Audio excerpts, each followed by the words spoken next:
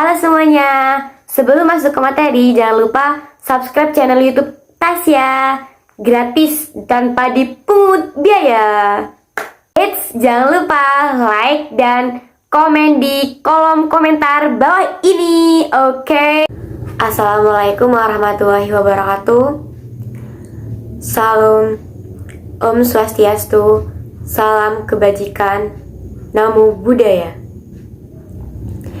Halo, perkenalkan nama saya Natasha Kumala dari Universitas PGRI Argopuro Jember.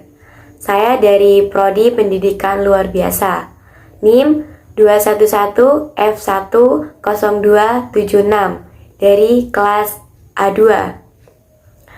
Yang terhormat kepada dosen saya, Bunda Sugihartati SPD MPD, selaku dosen pengampu mata kuliah pendidikan anak disabilitas masalah sosial. Di sini saya akan mempresentasikan hasil resume saya, yaitu yang bertemakan tentang konsep pendidikan bagi anak penyandang masalah sosial. Pertama-tama, saya akan menjelaskan tentang masalah sosial. Apa sih yang disebut dengan masalah sosial?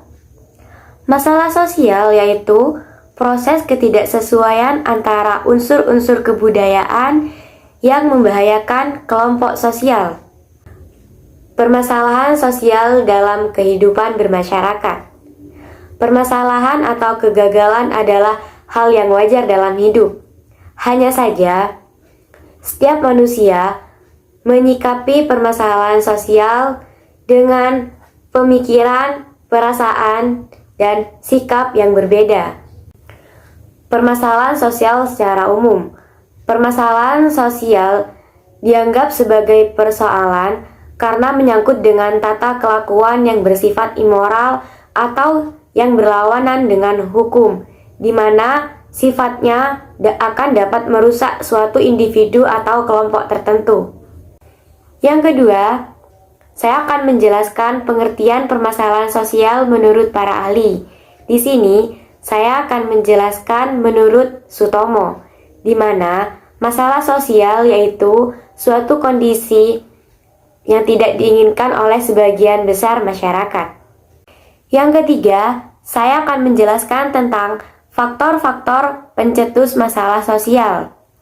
A. Perkembangan masyarakat. Masalah tersebut akan semakin melebar dengan cepat karena adanya guncangan dalam suatu individu atau kelompok tertentu, sehingga terjadinya kekagetan budaya atau cultural shock dan terjadinya kesenjangan budaya atau cultural lag. B. Permasalahan sosial secara umum juga timbul karena adanya ketidaksesuaian antara unsur-unsur kebudayaan atau masyarakat.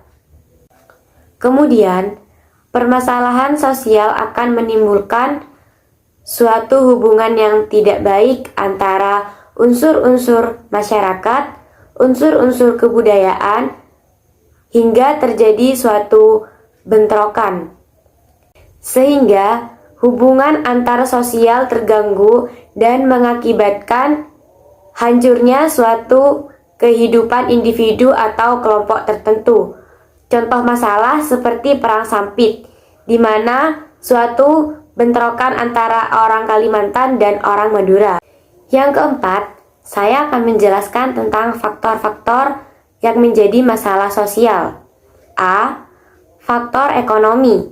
Contoh permasalahan seperti orang yang benar-benar miskin tidak dapat bantuan. Namun, orang yang lebih mampu mendapatkan bantuan karena ada hubungan kekerabatan dengan pihak berwenang. B. Faktor sosial. Contoh masalah sosial yaitu ada dua. Contoh masalah sosial yang berdampak positif. Yang pertama, berkembangnya ilmu pengetahuan teknologi, berkembangnya industri, dan terwujudnya kesetaraan gender. Yang kedua, masalah sosial yang memberi dampak negatif seperti pengangguran, kenakalan remaja, kriminalitas, dan lain sebagainya. C. Faktor budaya. Contoh faktor budaya yang terjadi dalam masyarakat yaitu diantaranya seperti kenakalan remaja, diskriminasi gender, pernikahan dini, perceraian, hingga eksploitasi lingkungan. Dalam masalah tersebut, faktor budaya sangat berperan penting karena kebudayaan jika semakin berkembang akan menimbulkan peran terhadap masalah sosial. D. Faktor psikologi. Faktor psikologi ini biasanya mengenai suatu pemahaman tentang penyimpangan terhadap ajaran agama yang jika diteliti secara detail tidak masuk akal, sehingga munculnya raja-raja palsu dan munculnya gerakan separatis anti pemerintah. Beberapa gerakan separatis yang pernah muncul di Indonesia. Yang pertama, APRA, Angkatan Perang Ratu Adil, di mana yang dipimpin oleh Knil Raymond Westerling. Yang kedua, OPM, Organisasi Papua Merdeka. Yang ketiga, GAM, Gerakan Aceh Merdeka. Yang keempat, RMS, Republik Maluku Selatan. Yang kelima, Mujahidin Indonesia Timur, di mana kelompok ini yang dipimpin oleh tokoh bernama Santoso dan berpusat pada Sulawesi Utara. E. Faktor biologis. Faktor biologis ini terjadi karena adanya ketidaksesuaian keadaan lingkungan yang berpotensi terjadinya ketidakstabilan kondisi biologis masyarakat. Contohnya pada masa kini yang sangat relevan yaitu terjadinya pandemi COVID-19. Yang terakhir, faktor teknologi. Sekarang teknologi sudah berkembang sangat pesat. Faktor teknologi sendiri ada yang berdampak positif dan negatif. Faktor teknologi yang berdampak positif sudah banyak contohnya. Misalnya seperti sekarang jika ingin memesan taksi online ada Grab, dan jika ingin memesan ojek itu ada Gojek. Dan kita sekarang jika ingin membeli barang tidak perlu antri ke mall, ada Shopee, ada Lazada, Tokopedia, dan banyak yang lainnya. Kalau dulu jika ingin mengirim pesan saja itu melalui kantor pos. Sekarang sudah ada WhatsApp, ada Instagram, Facebook, Twitter, dan masih banyak yang lainnya. Tapi dampak negatif juga banyak. Contohnya yaitu seperti anak kecanduan game online. Banyak juga kasus penipuan jual beli barang online.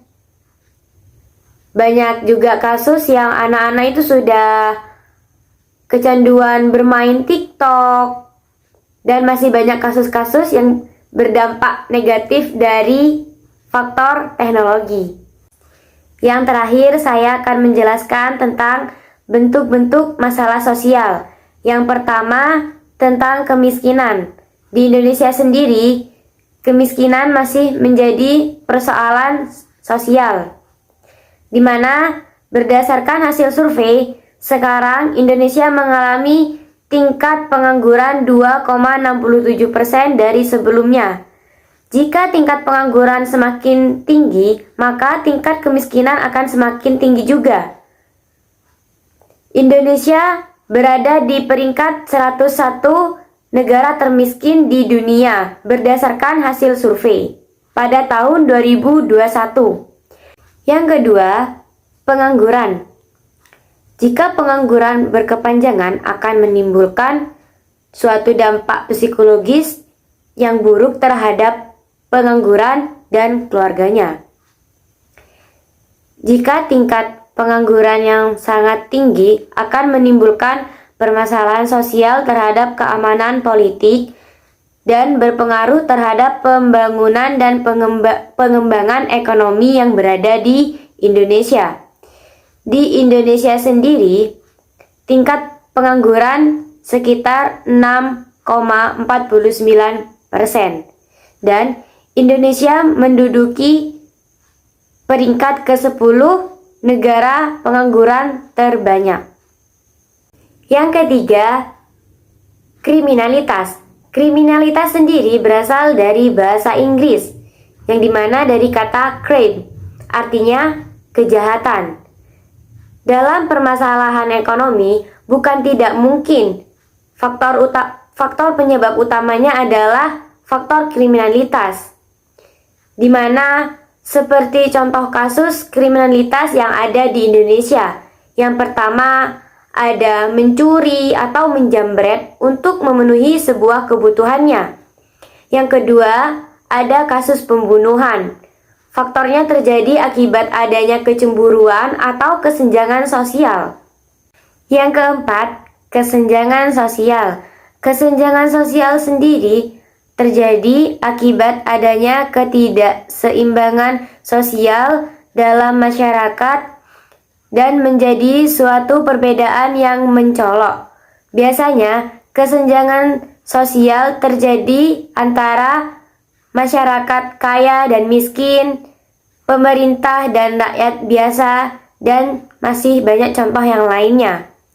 Kesenjangan sosial sendiri terjadi akibat adanya kemiskinan dan kurangnya lapangan pekerjaan. Yang kelima, penyakit. Penyakit dapat mengakibatkan permasalahan sosial, di mana pada saat ini yaitu terjadinya pandemi COVID-19. Terjadinya COVID-19 mengakibatkan permasalahan sosial yang baru, seperti terjadinya tingkat pengangguran, kriminalitas, pada permasalahan pendidikan, hingga anak-anak pun mengalami pembelajaran online, dan masih banyak contoh kasus dari penyakit yang lainnya. Yang keenam, kenakalan remaja.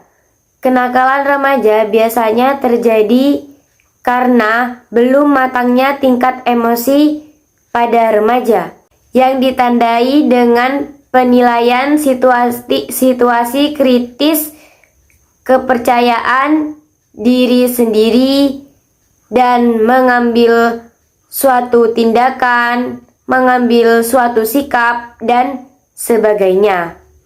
Contoh kasus kenakalan remaja yaitu seperti kabur dari rumah, balap liar, minum minuman keras, hingga memakai obat-obat terlarang. Yang terakhir yaitu pendidikan yang tidak merata. Pendidikan yang tidak merata akan memicu terjadinya kebodohan secara global. Pendidikan yang tidak merata di Indonesia sendiri akan mengakibatkan SDM yang kualitasnya masih rendah. Tidak bisa dipungkiri bahwasannya Indonesia adalah negara yang berkembang, bukan negara yang maju. Jika negara tersebut ingin menjadi negara yang maju, maka harus meningkatkan kualitas sumber daya manusianya. Mungkin hanya itu saja yang saya dapat sampaikan. Kurang lebihnya mohon maaf. Wassalamualaikum warahmatullahi wabarakatuh. Sampai jumpa, bertemu lagi di materi selanjutnya. Terima kasih.